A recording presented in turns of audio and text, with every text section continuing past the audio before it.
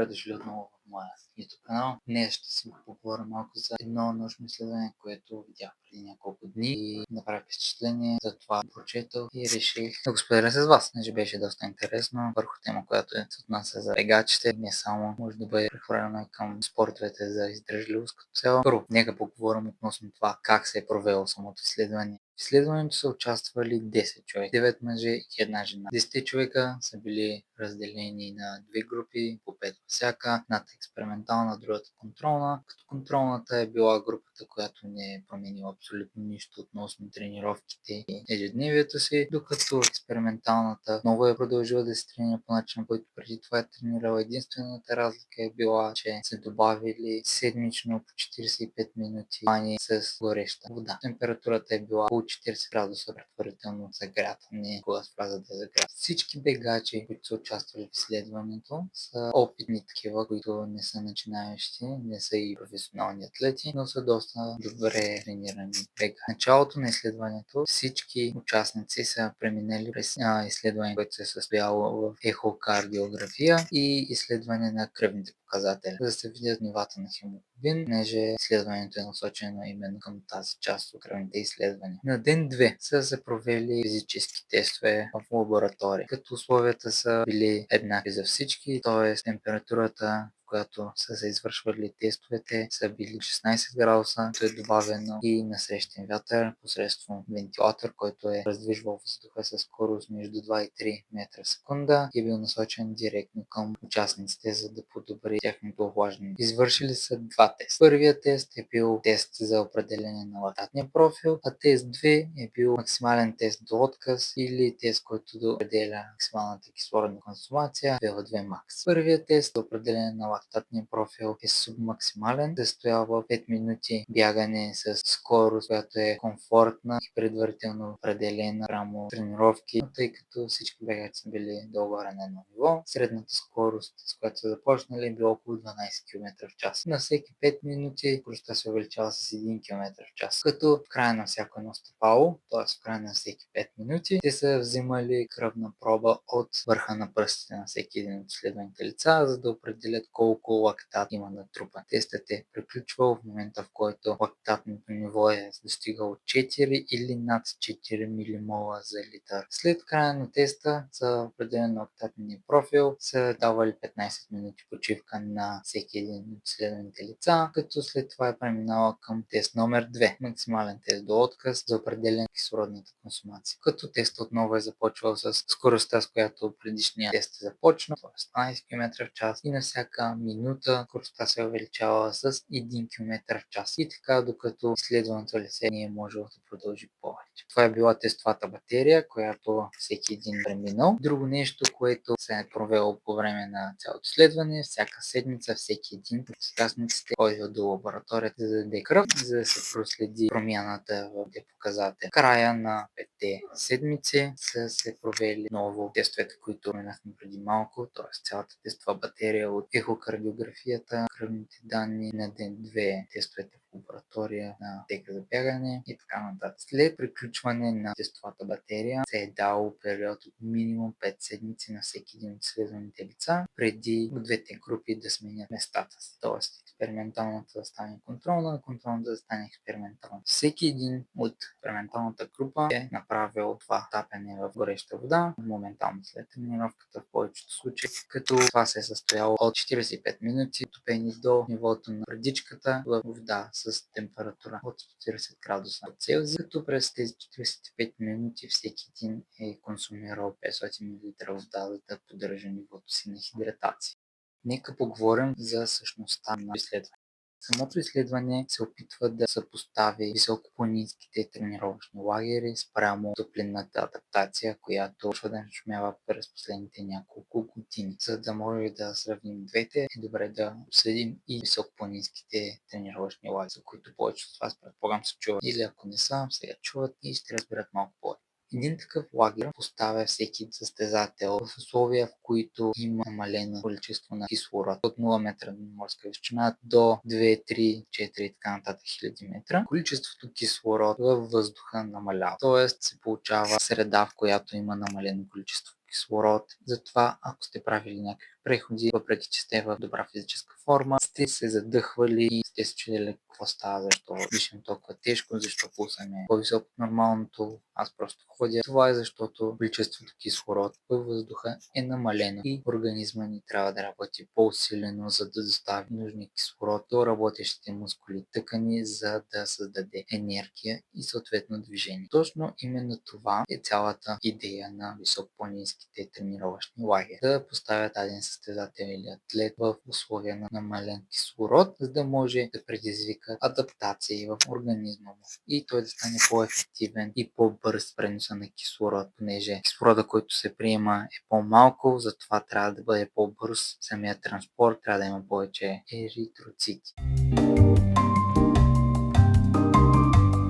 Това са червените кръвни клетки в тялото на всеки един от нас. Какво правят те? Те пренасят кислородните молекули от нашите бели дробове до работещите мускули и тъкани. Като това става посредством хемоглобина, който се намира в тези червени кръвни клетки. Хемоглобинът е сложен белтък, който съдържа желязо. Неговата основна функция е да взема молекулите кислород от нашите бели дробове, да ги пренася до работещите тъкани и мускули, където кислорода да бъде използван за създаването на енергия, от която извършва движение и като остатъчен продукт се получава въглероден диоксид, който хемоглобинът взема и връща обратно в нашите бели дробове и ние съответно издишаме. Това е целият процес, който нашето тяло извършва, когато ние се движим, независимо дали бягам, дали вдигам тежести, дали играя футбол, дали играя волейбол, баскетбол и така нататък. Няма значение. Това е процесът, който се случва в нашите организми. И точно това цели с тези високопланински тренировъчни лагери. Организмът да стане по-ефективен и по-бърз в този пренос, в този транспорт. Така, въпреки че има доста плюсове на това да се ходи на тренировъчни лагери, има, разбира се, и минуси. Като тези минуси, разбира се, са първо място финанси. Не всеки състезател, за съжаление и нашите български федерации, няма достатъчно финанси да пращат голяма част от спортистите на такива тренировъчни лагери. Второ, логистични проблеми. Тоест, как да стигне до там. Номер 3. Проблеми свързани с неблагоприятни адаптационни процеси. Тоест, отивате, тренирате 2-3 седмици и нищо. Тоест, вие сте от този тип хора, които по-трудно отговарят на такъв вид среди по начина, по който по-голямата част от хората биха. Или казано, вие отивате, прекарвате 3 седмици на лагера и правите си изследвания, за да видите колко се подобрили вашите кръвни показатели, колко се е подобрила вашата максимална кислородна консумация и удряте на камо. Има такива случаи, все пак ние сме живи същества, не сме роботи, не сме всички еднакви. Едни реагират много добре, други реагират средно. Има и такива, които не реагират изобщо. Има го това, за съжаление. Сега, след като вече говорихме какво са тренировъчните високопланински лагери, е време да обърнем внимание на основното, за което е цялото това изследване, а именно топлинната адаптация. През последните години започна да става все по-популярно и се наблюдават различни научни изследвания, като голяма част от тях са направени по начин различен от този, който ще говорим в това видео, а именно тези изследвания, които преди години са правени в условия, които са повишена температура. Тоест, състезателите са тренирали в климатични условия, които са 35 градуса и нагоре, или са носили термокостюми. Тези термокостюми всички сме ги виждали и ги свързваме с състезателите по бойни спортове, които 2-3 дни преди или един ден преди кантар трябва да смъкнат огромно количество тегло и те го правят главно чрез водна задръжка.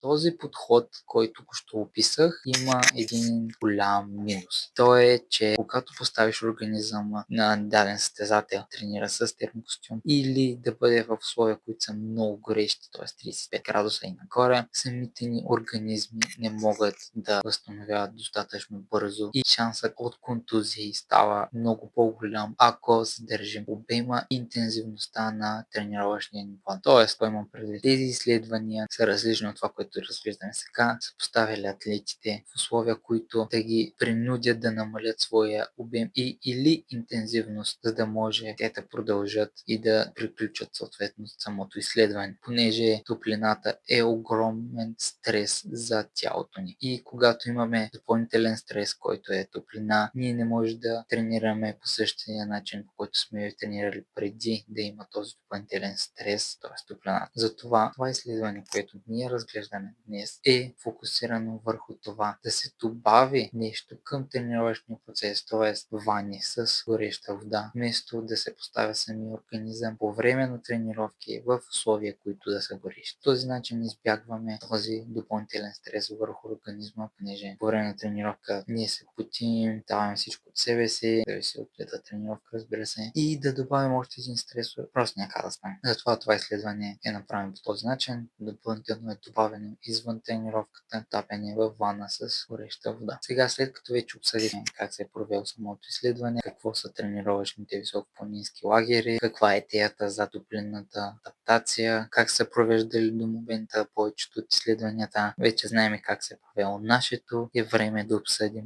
резултатите. Дойде време да разгледаме и резултатите от изследването, което до сега говорихме, и то е следното. Ще разгледаме трите показателя, които са се подобрили след 5-седмичното изследване. Номер 1. Хемоглобиновите стойности. Хемоглобинът на експерименталната група се е покачил с 33 грама, докато контролната група е останала на същото ниво, т.е. не е настъпила никаква промяна.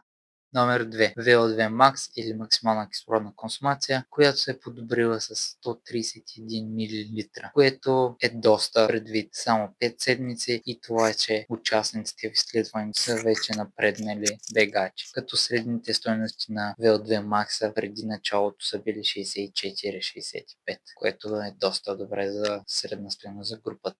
Номер 3. Скоростта на бягане по време на изследването на пътека се е подобрило за експерименталната група, като се е повишило с 0,8 км в час, което е почти 1 км в час отгоре. Пак казвам, само 5 седмици тази група, която е имплементирала топлинната адаптация, е подобрила своята скорост на бягане, което е вау. Докато контролната група са останали със същите стойности. Какво означава това? Това означава, че след като скоростта на бягане се е подобрила, хемоглобиновите стойности са по-високи, максималната кислородна консумация също е подобрена. Това са три стойности, които гарантират, че вашите времена на 5, 3, 10, полумаратон, маратон ще бъдат подобрени също. Това са неща, които отговарят за крайният резултат. Освен всички тренировки, които правите, тези три неща, които обсъдихме в това изследване, този клип, са неща, които имат връзка с крайния резултат, който